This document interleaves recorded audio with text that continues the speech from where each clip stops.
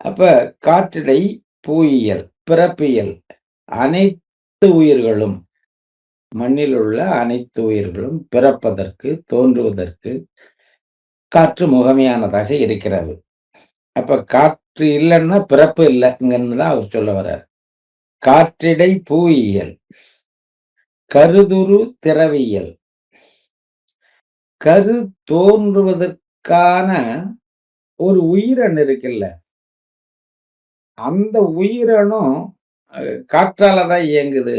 அதுவே காற்று இருந்து தான் இயங்குதுங்கிறார். கருதுரு திரவியல் ஆற்றலின் வகுத்த அருட்பெருஞ்சோதி.